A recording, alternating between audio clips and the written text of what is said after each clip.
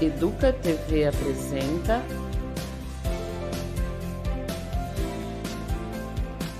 Vamos Conversar? Olá, seja muito bem-vinda e muito bem-vindo ao podcast da Educa TV, o Vamos Conversar.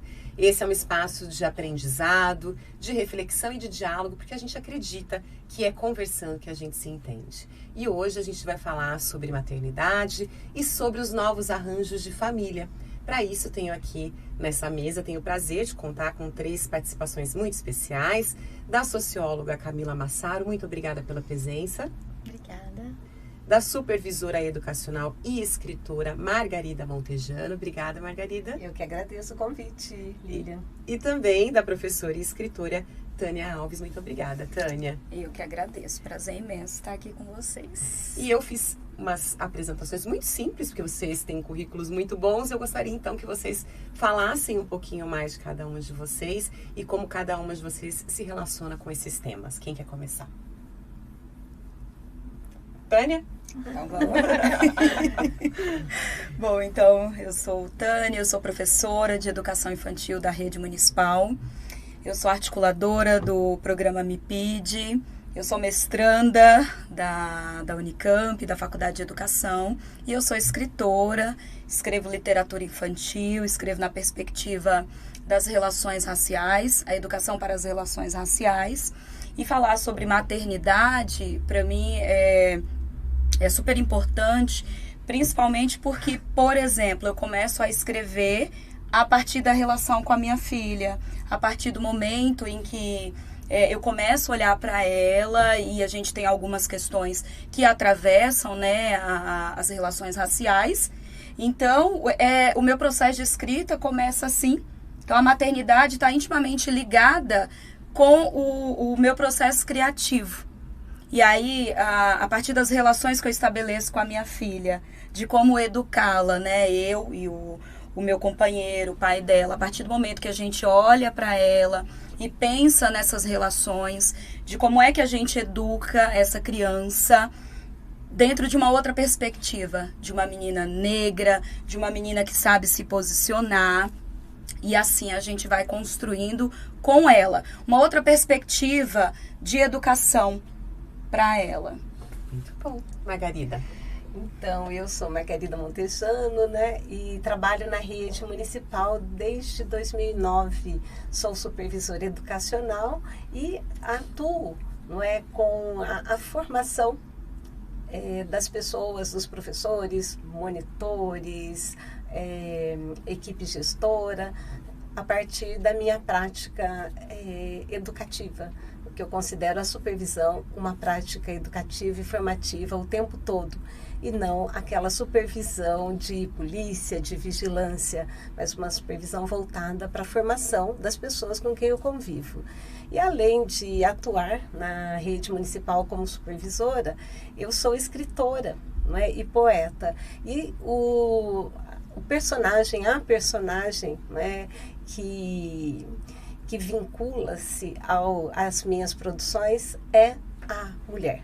Eu escrevo sobre o feminino, sobre a luta diária de nós mulheres, nesta sociedade marcada pelo machismo, pelo patriarcado, e que precisa repensar, né, todas as formas de vida e de defesa pela vida. E só para completar, atualmente estamos desenvolvendo o projeto Bem Me Quero, de empoderamento feminino e de luta contra a violência, né, contra a mulher e combate ao feminicídio. Um projeto também formativo que pensa a educação de meninas e meninos desde a infância. Muito bom. Camila? Bom, agradeço o convite, a oportunidade de estar aqui com vocês conversando. Eu sou Camila Massaro, socióloga de formação, cientista social com doutorado em ciências sociais, também pedagoga de segunda formação, mestrado em educação. Eu sou professora da Pontifícia Universidade Católica de Campinas, da PUC Campinas, vinculada à Faculdade de Ciências Sociais e à Faculdade de Educação.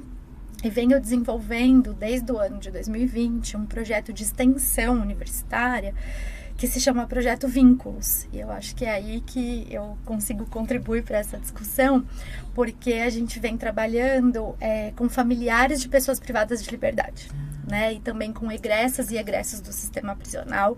Então, a gente tem muito forte essa questão da maternidade, das relações de gênero, né? Porque a maioria das pessoas que são cuidadas no sistema prisional são os homens que estão presos, né? E são as mães, as companheiras, as avós que acabam fazendo as visitas ou cuidando dos filhos dessas pessoas enquanto eles estão privados de liberdade. A gente vem desenvolvendo, então, esse projeto num convênio que a PUC tem com o município de Hortolândia, né, em 2 CRAS lá de Hortolândia, e vem discutindo muito essa questão da maternidade, ainda mais agora nesse mês, né, Dia das Mães, hoje o Dia Internacional da Família, dia 18, o Dia do Combate ao Abuso Sexual Infantil, então muita coisa aí pra gente conversar. Só fazendo aqui um adendo que a gente está gravando hoje, dia 15 de maio. Esse podcast vai ao ar provavelmente depois, mas é isso, nós estamos num mês que tem todas essas datas que são tão importantes para a gente trazer aqui para nos ajudar na nossa reflexão. E eu vou mudar, eu ia começar com uma outra pergunta, mas eu quero começar aproveitando esse gancho que você trouxe, porque essa questão, né, das pessoas privadas de liberdade sempre me chama muita atenção justamente isso, de que são as mulheres que normalmente estão lá, né, mais uma vez, amparando, né, os seus filhos, os seus netos. Quando a gente vê nas penitenciárias femininas, isso não costuma acontecer. A gente não vê filas de homens, né, nas portas das penitenciárias, não é tão comum. E aí eu queria que a gente começasse a partir dessa reflexão. Por que será que o cuidado ainda é tão vinculado ao feminino, ainda é tão vinculado às mulheres? Bom, acho que tem uma questão bastante importante que a Margarida trouxe, né? Uma sociedade que se organiza a partir do patriarcado, né? Uma sociedade em que as relações de poder estão sob o comando dos homens, nas mãos deles, né? Então, a partir disso, a gente tem papéis sociais para homens e mulheres, os papéis sociais de gênero, nos quais ainda hoje, por mais que hoje a gente tenha muita mudança, eu acho que o fato de podermos falar sobre isso já é muito importante, né, para trazer essa reflexão, ainda designa às mulheres esse papel, né, da maternidade, do cuidado com a casa, o cuidado com as pessoas idosas, com as pessoas com deficiência, com as crianças e até com as pessoas privadas de liberdade, né? Então, mesmo que elas não estejam mais no convívio familiar, acaba recaindo sobre essas familiares mulheres a perspectiva de estar com eles na visita, em todo tipo de assistência, ou mesmo cuidando daqueles que ficaram, né? Por exemplo, no caso das mulheres que estão privadas de liberdade e que têm filhos, muitas vezes elas foram presas junto com o companheiro ou por causa de um companheiro que já está preso, por isso que eles não estão, né? Muitas vezes nas filas de visita, e quando elas têm filhos, essas crianças, na maior parte das vezes, acabam ficando sob os cuidados da mãe, da avó, né? Então, a avó precisa, né, decidir se ela visita ou se ela cuida das crianças, se ela gasta o dinheiro da viagem para visitar uma vez por semana, ou se ela guarda esse dinheiro para poder gastar para comprar um tênis para criança, um material, um leite, algum alimento, né? E muitas vezes faz com que essas mulheres tenham muita dificuldade de entender o que se passa, né? Só para dar um exemplo dentro do nosso projeto, o ano passado eu ouvi de uma mãe, era a mãe de um adolescente em conflito com a lei, né? E ela disse assim: olha, professora, já me disseram que meu filho fez isso de errado porque eu dei tudo para ele. Ele nunca passou necessidade, ele não sabe dar valor para as coisas. Por outro lado, tem muitas mães que são responsabilizadas por isso porque os filhos passaram dificuldade. Então, o que a sociedade quer das mães? Exatamente. Ela fez essa pergunta, né? E eu disse, eu não sei te responder, né? Então, a mãe, se faz tudo certo, é um problema. Se não faz, é um problema também. E é interessante, Camila, isso que você traz, porque mostra, né, como que nós, mulheres, nós, família, não é? Educamos as crianças. Então, a gente, quando nasce a menina e o menino, os papéis já vêm meio que delineados. Sim. Então, a menina ganha boneca, a menina ganha as panelinhas, a menina ganha roupinhas de boneca, enfim. Ela aprende a cuidar desde cedo. o menino ganha a bicicleta, ganha o peão, ganha a bola, não é? Então a ele é dada a possibilidade de viver a liberdade, as aventuras, e a menina ao cuidado. Quando que a gente sabe o quanto que é importante o menino cuidar, o menino aprender, não é? Quando ele cresce, encontra uma pessoa, né, uma menina para ficar do seu lado, a gente encontra uma pessoa, enfim, para viver junto, ele precisa exercer o cuidado. Sim. E se ele não aprendeu isso na infância, ele vai atribuir ao outro, né, ao companheiro para que viva, que faça esse papel. Não é? Quando que homem e mulher têm papéis semelhantes com relação ao cuidado. Então, isso que a Camila traz é muito interessante. Não é? Não tem filas de homens indo, não é, às penitenciárias para visitá-las, porque muitas vezes eles também estão nessa mesma condição. E também porque eles estão longe dessa ideia de que o afeto, a presença, o cuidado é necessário.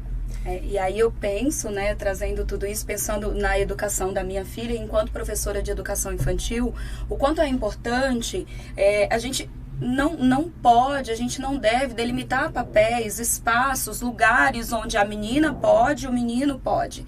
Nós temos um espaço que ele é coletivo. Nós vamos brincar no espaço que é de casinha? Nós, meninas e meninos. As meninas cozinham, os meninos também. Os meninos jogam bola, as meninas também. Então, essa é uma visão que a gente precisa desconstruir aquilo que nós, de repente, tivemos na infância, essa construção do que era o papel da menina, do que era o papel do menino, e nos reconstruir. Acho que nós estamos nesse momento de transformação, de pensar nesses papéis. Eu sempre penso em casa. Então, por exemplo, eu estudo à noite, em alguns dias. Quem fica com a nossa filha? Quem faz o jantar? É o meu esposo, o meu companheiro. Porque os papéis, eles não são delimitados. A maternagem é de responsabilidade minha e dele. E é o mesmo peso. Então, nós dois temos as mesmas responsabilidades. Mas aí... Outro dia eu ouvi assim, nossa, mas ele trabalha o dia todo. Mas eu também trabalho. Por que eu não posso chegar e não tenho mesmo? Percebe? E isso são falas, inclusive, algumas vezes de mulheres que diz assim, mas ele trabalha o dia todo. Mas eu também trabalho. Então, a gente precisa do equilíbrio. Sim. Então, em casa nós temos tabelas para dizer em quais dias quem faz o quê, porque nós dois trabalhamos fora. Eu estudo, o filho, a filha é de responsabilidade dos dois. Sim. Quem faz esse processo, a maternagem, o afeto, a educação, perpassa o pai e a mãe. A reunião da escola, o pai e a mãe. Porque só a mãe, eu sempre tomo muito cuidado quando a gente vai dizer assim, precisa avisar a família ou não sei o que e tal. E às vezes a gente tem uma fala de dizer assim, vou falar com a mãe. Não, nós vamos falar com a família. Com o pai, ou com a mãe, ou com a avó, quem quer que seja, que está ali cuidando. Mas não é a mãe, não é só a mãe. Não é o papel somente desta mulher. Tânia, daí a importância da escola, porque essa desconstrução, não é, dessas limitações e delimitações de espaço se constrói desde a infância. Sim. Então, não dá mais para a gente conviver com essa fala, né, de que é coisa de menino, coisa de menina, né? A escola é um lugar onde a gente pode desconstruir isso, não é? E eu sempre digo para os meus alunos, né, eu trabalho com formação de professores num outro aspecto, né? A Margarida citou o trabalho de supervisora em cursos de licenciatura, né? E eu sempre digo a eles, o problema não é a menina ganhar a boneca, o problema é o menino não poder brincar com ela, ou o menino ganhar um joguinho de ferramentas. O problema é a menina não poder brincar de ferramenta e depois não saber trocar a resistência do chuveiro quando estiver sozinha, né? Então, os brinquedos, eles ensinam papéis sociais. Né? Mas e o quanto esse processo de desconstrução é extremamente necessário, importante, mas ele é difícil. Sim. Porque, e aí eu tô do outro lado, eu sou mãe de 2 meninos. E eu desde sempre, quis ali trazer elementos que eu sempre dizia, não tem nada de menino e menina, é tudo de todo mundo. E eu comprei coisinhas de comidinha e tal. Mas é muito difícil, porque ainda... e eu, né, não sou uma mulher jovem, né? Não pertenço, né? A gente sabe que mais, antigamente era ainda mais difícil, mas ainda assim eu encontro muita resistência no lugar onde eu vivo, com as pessoas com quem eu vivo. Mas como assim? Mas como assim rosa? Mas como assim panelinha? Né? Então, é um processo difícil mesmo, importante, mas que requer isso, né, Tânia? Da gente estar sempre fazendo essa reflexão no que a gente faz, no que a gente diz, como a gente se comporta, porque, claro, a gente erra também, a gente está dentro de uma sociedade machista, né? Então, fomos forjados dessa forma, mas a gente tem que estar de maneira ativa refletindo sobre isso o tempo todo. Sim. É um processo de reflexão constante, porque, na verdade, você tem razão. O quanto está enraizado esses papéis sociais, a questão do gênero é muito forte. E aí, quando você faz esse trabalho de desconstrução com seus filhos, vai aparecer alguém dizer assim, mas ele não pode colocar a fantasia, por exemplo, da Mulher Maravilha se ele quiser. E ele não pode brincar com a panelinha. Ele tem que brincar com a ferramenta, ele tem que jogar bola, ele tem... Enquanto que ele pode se tornar um cozinheiro. Sem dúvida. Você vai dirigir, porque geralmente os carrinhos são ofertados aos meninos. E as meninas dirigem. E as meninas dirigem, nós estamos dirigindo, nós estamos em todos os lugares, em todos os espaços. Em casa a gente sempre tem uma fala para nossa filha que é assim... Ela pode ser o que ela quiser, ela pode ocupar o espaço que ela quiser. Até onde ela puder sonhar, é isso que eu quero ser, vai ser o que quiser. Exato.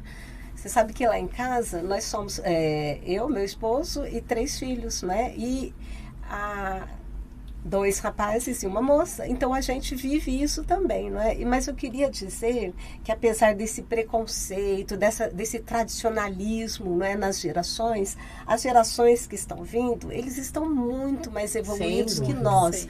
E nós estamos muito mais evoluídos que nossas mães, nossos pais. Então, a gente já consegue olhar para trás e ver que a gente evoluiu, né, que a gente avançou em alguns conceitos e que os nossos filhos nos ensinam o tempo todo de que é preciso mudar. Mesmo assim, a gente ainda encontra, né, enraizado na nossa formação, esses laços, né, encontramos esses laços de tradicionalismo, de família patriarcal, não é? De mães que cuidam e de pais que assistem. Assistem São e cuidados. se sentem. São cuidados. Ou se sentem, assim, os responsáveis pela família, quando não é, né? A família, ela, seja de que forma for, né? Que ela seja constituída, ela é responsável pela formação dos filhos. Né? Eu acho que até... Antes, né, dessa questão, tem uma questão de formação de seres humanos mesmo, né? Porque o saber cozinhar, não precisa saber fazer um prato, né? Tudo elaborado. Mas o saber cozinhar é elementar para qualquer pessoa ser autônoma. Sim, funcional. Sim. Então, você precisa saber o mínimo necessário para você se manter vivo. Sim. Por exemplo, fazer uma comida, né? Saber fazer alguma coisa assim. O mesmo de se cuidar, né? O brincar de boneca não ensina só a cuidar do bebê, ensina a cuidar de si. Sim. Ensina a tomar banho, ensina a trocar de roupa, ensina a reconhecer o próprio corpo, a higiene. Né? A higiene, tudo isso que na escola, desde a educação infantil, né? O cuidar e o brincar estão diretamente entrelaçados. Você brinca, mas você ensina aquele pequeno ser a ir se tornando cada vez mais autônomo, né? Muito bom. Bacana. Vamos fazer um pequeno intervalo aqui e a gente volta para falar sobre família, sobre maternagem. Não saia daí, acompanhe com a gente o Vamos Conversar aqui na Educa TV.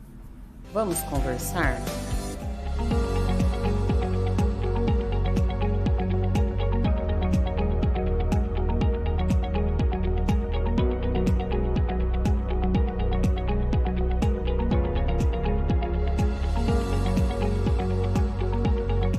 Cine Coruja, cinema para recordar os clássicos da sétima arte.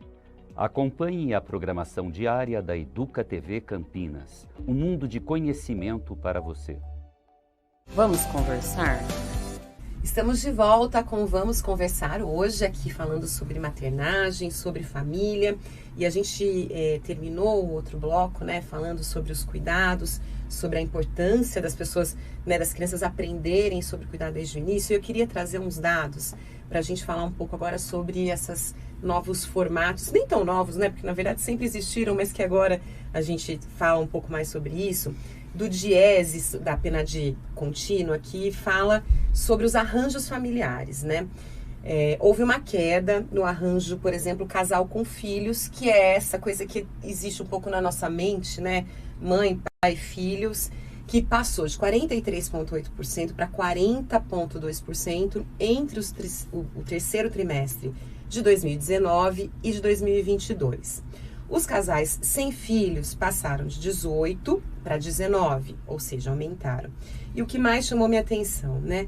Que as famílias monoparentais com filhos e chefia feminina representaram cerca de 14,7% dos arranjos, muito mais comuns do que aquelas com chefia masculina, que representavam 2,3% em 2022.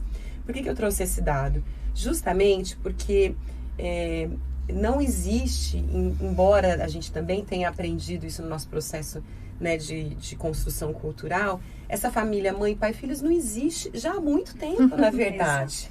Né? Então, eu não sei por que é que colocaram na nossa cabeça que esse é o modelo tradicional de família. Eu queria entender, ouvir de vocês, como é que é essa mudança? Primeiro, como é que ela forma a gente reconhecer essa mudança, eu acho, né? Na verdade, não é uma mudança. Reconhecer que essas famílias são assim. Como é que isso vai mudar a nossa forma de ver a sociedade daqui por diante?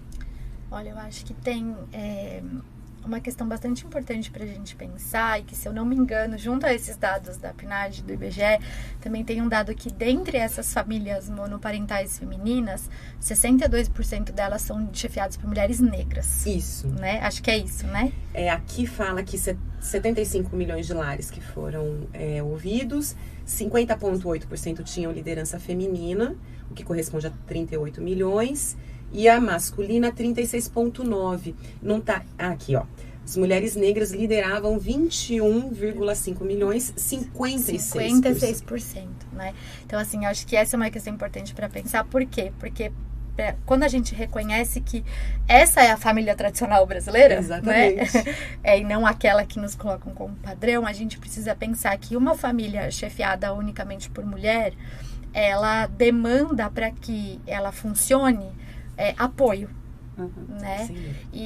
E a gente pode falar tanto em rede de apoio mesmo, né? Amigos, famílias, vizinhos e tudo mais, mas acho que o mais importante é o apoio que o poder público precisa dar, não como um benefício ou algo do tipo, mas respeitando a Constituição, que diz que o dever é da família, da sociedade, do Estado, quando a gente está falando da educação das crianças, do cuidado com as crianças, né?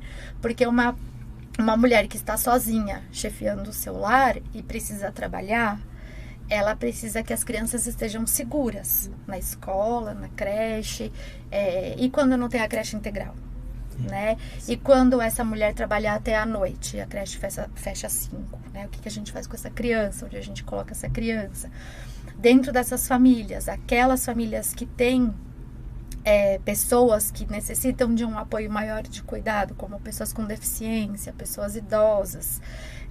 Como é que essa mulher que já está sobrecarregada, né? Porque nas famílias que já são o modelo que nos colocam, né? Pai, mãe, enfim, a mulher já é sobrecarregada, né? Porque os dados também trazem do IBGE, agora eu não vou lembrar o percentual, mas que as mulheres fazem trabalhos domésticos, né, em uma quantidade de horas infinitamente maior que a dos homens ao longo da semana, né, muito mais horas, mesmo com tabelas, né, mesmo com divisão. Na minha casa a gente também, sou eu e o meu companheiro, nós não temos filhos, e mesmo assim, já com toda o máximo de igualdade que a gente consegue, ainda é desigual, né?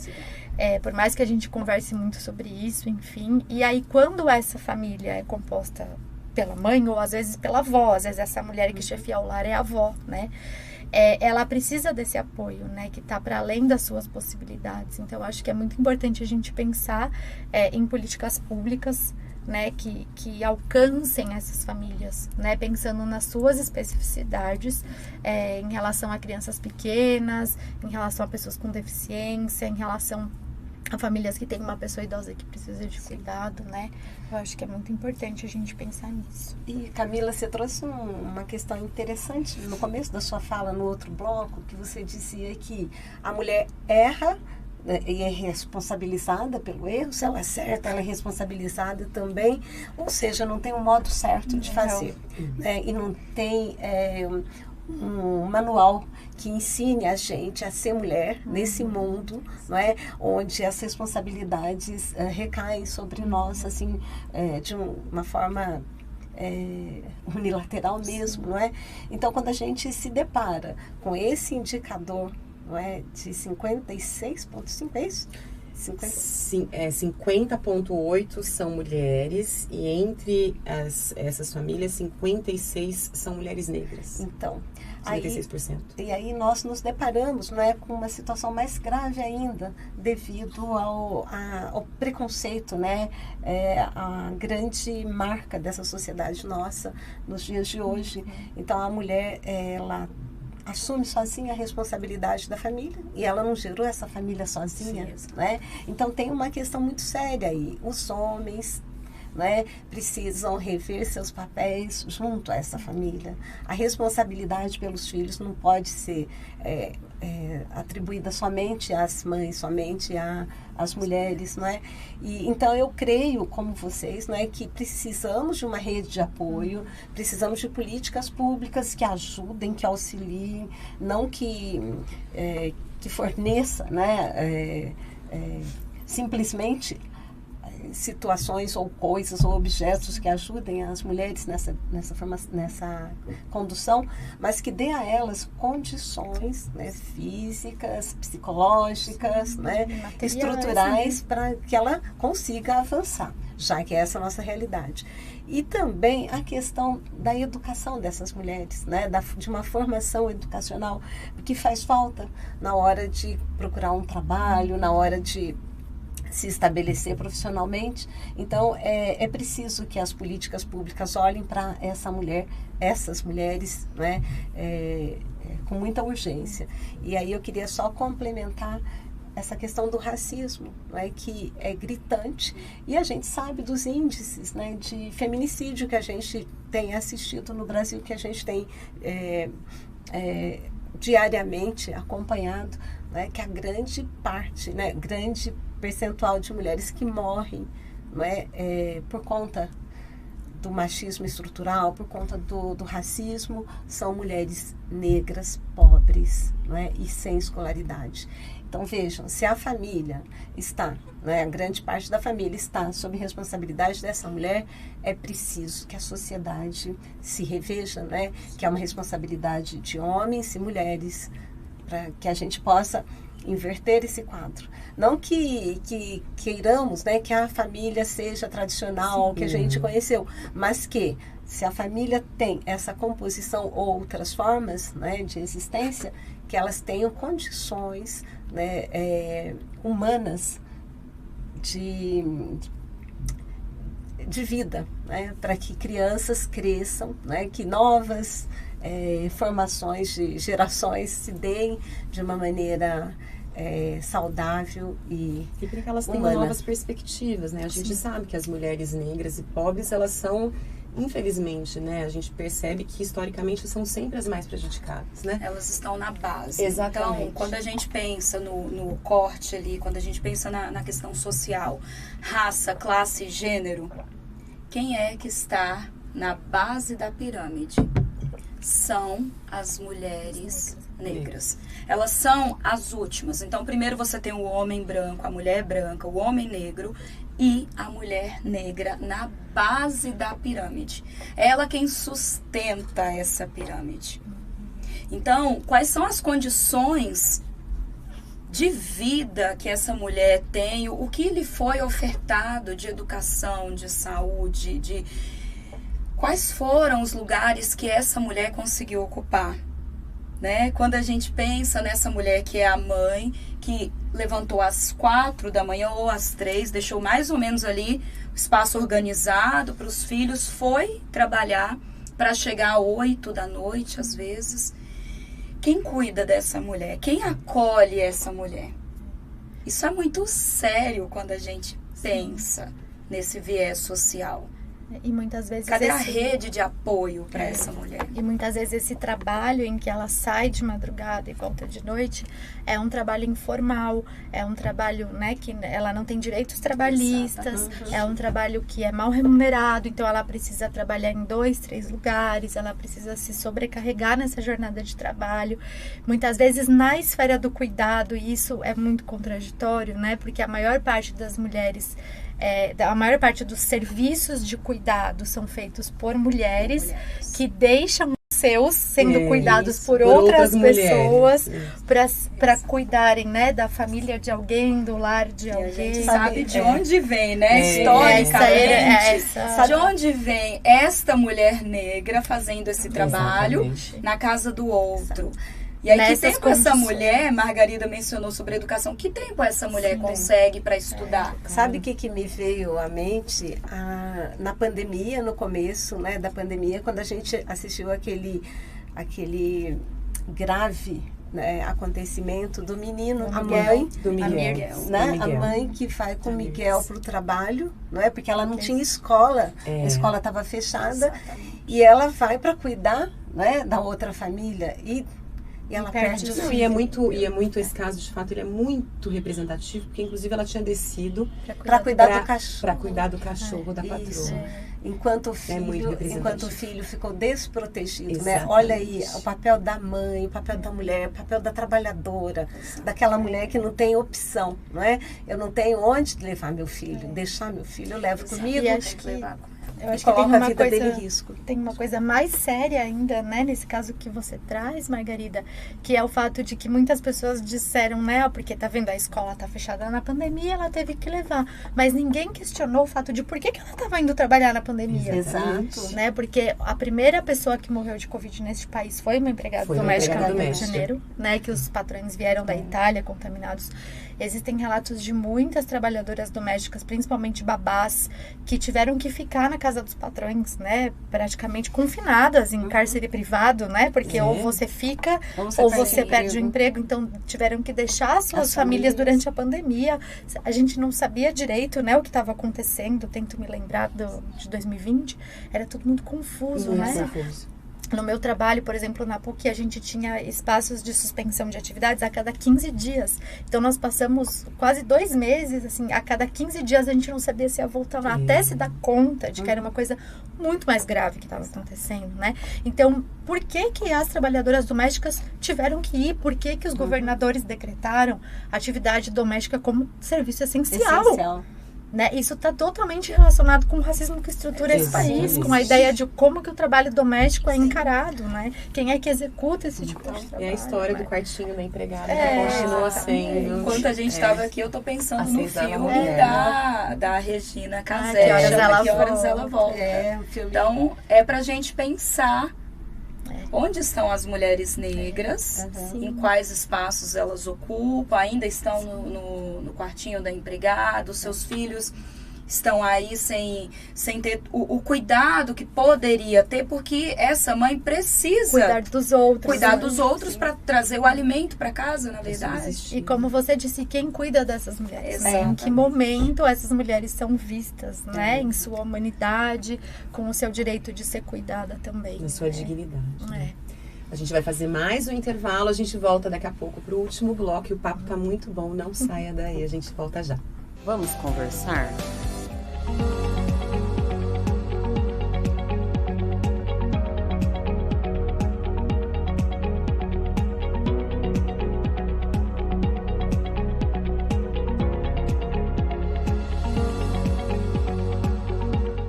Hora da História, seu programa sobre literatura infantil. Acompanhe a programação diária da Educa TV Campinas, um mundo de conhecimento para você. Vamos conversar? Estamos de volta com o Vamos Conversar, falando sobre maternagem, sobre família, e agora eu queria trazer um pouco mais para o âmbito escolar, né, para a nossa comunidade escolar. Como é que as escolas, como é que a comunidade escolar tem também trabalhado essas questões das novas famílias, né? E aí a gente falou muito das mães, porque a gente vive num país onde, né, os lares são chefiados por mulheres, mas existem outras constituições, né? 2 mulheres, 2 homens, 1 homem só, 1 mulher só, avó, tio. Como é que a gente está trabalhando isso nas nossas escolas? Como é que a gente está fazendo a acolhida dessas novas famílias? Então, Tânia, uma questão muito importante que você traz, Lilian, porque nós precisamos falar sobre isso. Precisamos. As pessoas fogem, né, dessa discussão porque é um tema muito novo para alguns, não é? Muito tranquilo para a juventude. Eu vejo os meus filhos tratam isso com a maior tranquilidade e nós precisamos o tempo todo dizer isso mesmo, não é? É preciso falar sobre isso, é preciso a gente se abrir, não é? E abrir mão desse preconceito, né? dessa cultura arraigada, né, em nossa vida. E então eu falo por mim, não é, que há uma esperança, há um desejo mesmo de que a gente possa falar sobre esse tema, sobre a violência, sobre o machismo estrutural, sobre o machismo tóxico, como se fala por aí, mas em especial a gente falar sobre humanidade, a gente falar sobre formação humana. Então eu penso, Lilian, que é um tema espinhoso, porque a comunidade lá fora não espera isso da escola. A comunidade lá fora espera que a escola cumpra o seu papel de sempre, de ensinar o conhecimento formal que está impresso nos livros, né, que está posto aí, mas que quando a escola traz essa temática, num filme, num texto, num debate, a escola é imediatamente invadida por olhares, né, fundamentalistas, olhares fascistas, que acham que a escola está trabalhando ideologia, né? E que está fugindo do seu papel. E aí eu digo, tem que trabalhar sim, tem que colocar todas as ideologias na mesa e ajudar as crianças a desconstruir preconceitos. E eu sempre digo, quando alguém bate na porta da escola para reclamar, não é, que a escola não deva tratar dessas temáticas, não é, é preciso chamar essa pessoa para a realidade, é preciso mostrar os números, é preciso mostrar que família não pode ser considerada só família constituída de pai e mãe, não é? Porque a nossa sociedade mudou, porque a realidade, né, de mães solos, como nós falamos no bloco anterior, como a realidade de outras constituições familiares, né, existe e nós precisamos acatar, precisamos acolher diante do objetivo maior, né, da educação, que é a formação humana. Então, a amorosidade na acolhida do tema, a amorosidade na acolhida dessas crianças que vêm de constituições familiares diferentes, tem que estar posta, tem que fazer parte do projeto político-pedagógico. Não é? É um tema árido, porque a nossa sociedade ela se revestiu, né, de um endurecimento em relação às liberdades, né, ao direito de ser quem somos, não é? E de estarmos no mundo e convivermos fraternalmente, não é? Principalmente nos últimos 4 anos, houve assim, um enrijecimento, né, um endurecimento da tolerância, daquilo que é diferente. Então, as pessoas se sentem assim, no direito de atacar, de agredir, não é, gratuitamente, sem fazer uma análise humana, não é, que nós somos humanos, estamos aqui em constante transformação. Hoje nós estamos desse jeito, amanhã poderemos estar de outro modo, porque nós estamos num processo de evolução constante, não é? Então eu vejo assim, que a escola tem a possibilidade de colocar no seu plano pedagógico, colocar nas suas discussões essa temática, né? E ela deve colocar. Não é? E todas as outras formas de negação dessa realidade têm que ser discutidas também. Mesmo porque na BNCC, isso está colocado, né, da Base Nacional Comum Curricular, que é a legislação que vai apontar os temas, as competências, as habilidades que precisam ser trabalhadas desde a educação infantil até o ensino médio. A diversidade está lá, a diversidade cultural, a diversidade étnica, né, ao modo como a nossa sociedade se estrutura, isso tudo está colocado, né? Então, permitido pela lei, inclusive pela Lei de Diretrizes e Bases, né? Pautada na Constituição Federal, que nós somos um país plural e é isso que tem que ser trabalhado na escola, né? A escola é o segundo espaço de socialização, aquele em que a criança sai da família e passa a conviver com o outro. Né? É ali que ela vai se reconhecer e reconhecer a diversidade. Então, a escola, ela não só pode, como é papel dela trabalhar essas questões, né? E eu acho que uma coisa que a Margarida fala que chama muita atenção é quando vem essas enxurradas, né, de pessoas que não sabem bem onde estão localizadas no mundo, dizendo, você está trabalhando ideologia disso, ideologia daquilo. Sociologicamente, o conceito de ideologia significa uma visão de mundo deturpada, quando você enxerga uma coisa que, na verdade, não é o que é de fato, né? Então, se a gente for falar em ideologia, essa família tradicional é ideologia, né? Porque querem que a gente acredite num tipo de família que ele não existe de fato, né? Para mascarar o preconceito, né? Para mascarar todo o ódio que essas pessoas sentem de tudo aquilo. Que é diverso, e eu acho que aí puxando um pouco de sardinha aqui pro lado do Projeto Vínculos, né? Quando a gente está falando de família, a gente está falando não só de composição, mas também de situações diversas que essas crianças que estão na escola têm na sua família.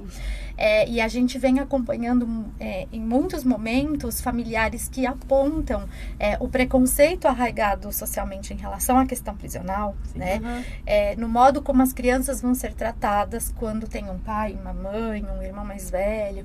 Então, coisas que são inconscientes mesmo, né? Porque são arraigadas socialmente, a gente aprende a reproduzir isso, mesmo sem perceber que o que a gente está fazendo é preconceito, né? Então, por exemplo, tem lá um monte de criança na escola, uma criança chuta a bola errado e quebra o vidro. Quebrou porque é moleque.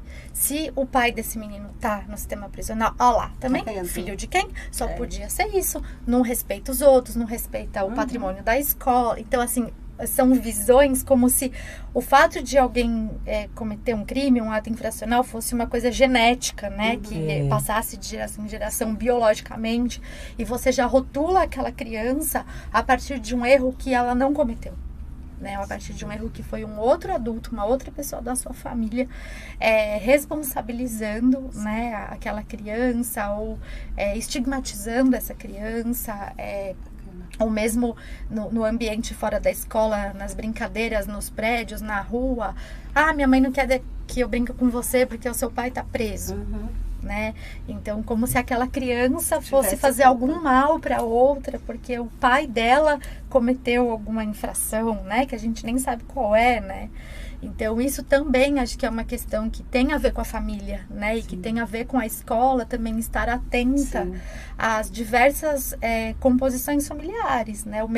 Não é a mesma situação, mas como você trouxe na chamada desse bloco, crianças que têm duas mães, ou criança que tem dois pais, né? E como é que a gente trabalha essa diversidade na escola, né? Respeitando, acolhendo. Então, a gente vai fazer reunião de pais e mestres, ou a gente vai fazer reunião de famílias com os professores, a gente vai fazer festa do Dia das Mães, vai fazer festa do Dia dos Pais, ou a gente vai fazer festa da família, ou a gente vai presentear o responsável pela criança, né? Olha a mudança, a desconstrução tendo...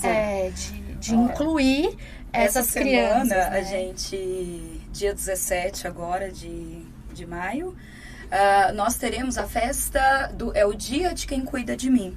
Então, nós não trabalhamos na perspectiva do dia da mãe ou dia do pai. Mas aí a gente tem ao longo do ano 2 festas, depende aí, enfim, uma em junho, vai depender da organização do projeto pedagógico, do calendário, como é que a gente vai se estruturando. Mas a gente tem a festa do dia de quem cuida de mim. Quem é que cuida daquela criança? São 2 mães? São 2 pais? É a avó? É a tia? É o tio? Quem é que cuida? Então, vai a família. Hoje uma família me abordou e disse assim, é só pra mãe? Eu falei, não, a festa é o dia de quem cuida de mim. Vem a mãe, o pai, o avô, quem quiser vir. Quem cuida desta criança.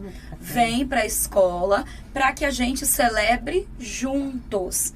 E aí, enquanto a Margarida, enquanto você falava, eu fiquei pensando, tem um livro que chama Tudo Bem Ser Diferente, do Todd Parker, que é muito bacana. Pra gente pensar nessa estrutura familiar, de como é que se compõe. E o livro, de uma forma muito dinâmica, vai trazendo várias composições. É encantador olhar para o livro e contar para as crianças. A gente tem diversas formas de constituição familiar. Para além dessa visão que a gente precisa, assim, desconstruir esse tradicional. Porque se de repente cabe, você tem o marido, o filho, o cachorro, o gato, eu não tenho. E aí? Mas é família Qual também. que é o problema? E até porque, assim, nada na nossa vida é posto, né? Eu, por exemplo, você estava falando disso, eu estava me lembrando vou trazer um exemplo pessoal. Eu nasci numa constituição familiar, mãe, pai, filhos, mas meu pai faleceu muito cedo.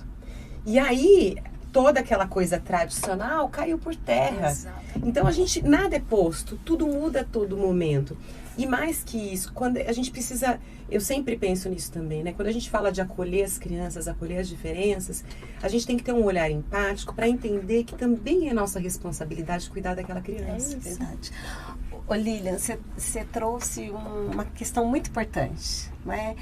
O teu pai faleceu, né? Provavelmente sua mãe se casou de novo, não é? Um tempo depois, e vocês adotaram um novo pai, e esse novo pai adotou essa família. E aí eu queria trazer a questão da adoção. Quantas mães, quantos pais, né, adotam filhos, não é? E trazem para si a responsabilidade, não é, do cuidado. E aí a maternagem entra dentro dessa forma de ver como é que eu educo, como é que eu crio, como é que eu ajudo essa pessoinha a se tornar, né, um homem, uma mulher que tem uma autoestima boa, que esteja bem resolvido, que se sinta amado, né? E aí eu fico pensando, né, nas inúmeras crianças que são adotadas, né, e que passam a ser parte daquela família e com os direitos iguais e com tudo que ela tem direito, né, de amor, de respeito, enfim, de estrutura. A quantidade de crianças que estão aí por ser adotadas. Muitas crianças. Não é? Essa semana a gente viu aquele caso da criança que foi negociada, né, e está no rolo da justiça aí, mas de pessoas que fazem tráfico de crianças, não é? Ou seja, onde fica essa responsabilidade amorosa, humana mesmo, né, por parte das famílias, e seja de que forma for a constituição dessa família. Mas eu acho, assim, só para concluir, que todos nós nos adotamos de algum modo. Sim. Mesmo quando a gente tem os filhos gerados, né, biologicamente, você pode gerar um filho e deixá-lo, né, para que outros façam a maternagem, né, outros façam os cuidados. Você pode adotar um filho, né, independente da forma com que ele se encontra, né, nessa família. Ele é um filho, ele é uma criança que precisa de cuidados. O amor é uma escolha, né? O amor é uma escolha. A gente escolhe. E eu acho que é o amor que define a maternidade, a paternidade, a maternagem, né? E eu acho que é tudo isso que a nossa sociedade precisa. Sem dúvida. A gente está quase no fim. Eu vou pedir para vocês fazerem suas últimas considerações. Acho que o papo foi muito importante. Tânia, por favor. Eu queria primeiro agradecer pelo convite. Eu acho que quando a gente tem a oportunidade, especialmente sendo mulheres, nós estamos em 4 mulheres, quando a gente tem a possibilidade de falar. Eu sou uma mulher negra, quando eu tenho a possibilidade de falar e ocupar espaços, então, isso é importantíssimo. Eu fiquei pensando, a partir de tudo que a gente conversou, e pensando em algumas palavras que já foram ditas aqui, mas pensar que na minha sala de aula, na minha casa, nos espaços em que eu frequento, algumas palavras elas são primordiais, que é a gente pensar em diversidade, pensar que nós não somos iguais, é o contrário disso, nós somos diferentes. Todas nós estamos aqui juntas e nenhuma é igual. E nem se a gente fosse, por exemplo, gêmea. Ainda assim, nós teríamos personalidades diferentes. Então, são essas diferenças que nos constituem enquanto seres humanos. E aí, essa diversidade, essa diferença e o respeito, as relações sociais, a gente nunca pode esquecer que a gente se pauta em todas elas a partir do respeito. O respeito é a base dessas relações sociais que a gente precisa, né? E poder, então, estar junto com mulheres tão potentes, tão empoderadas e discutir sobre maternagem a partir do olhar que a gente entende que essa maternagem é de responsabilidade de todos e todas, que o companheiro, a companheira, quem está junto com a gente, não é uma pessoa que ajuda, é uma pessoa que tem a mesma responsabilidade que essa mulher. Então, isso é importante. Tirar essa palavra, ele me ajuda, não me ajuda. Ele está fazendo porque é dever dele. São os mesmos valores, os mesmos pesos para um e para o outro. Então, Lília, meninas, muitíssimo obrigada. Viu? Margarida. Eu também, Lilian, quero agradecer esse momento tão importante, tão formativo, Camila.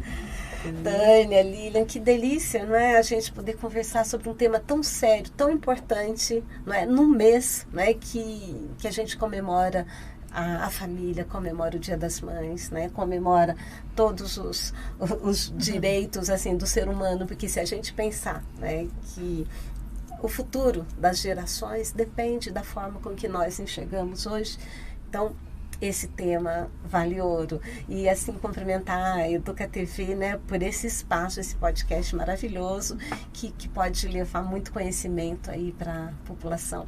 E dizer que nós precisamos falar sobre isso, nós precisamos colocar na mesa temas espinhosos, né, e trazer, né, à luz esse conhecimento produzido, esses dados, né, que as pesquisas informam, essas áreas do conhecimento, sociologia, pedagogia, filosofia, enfim, que a gente possa produzir mais espaços como este. Parabéns, Lilian. Muito obrigada. Obrigada, meninas.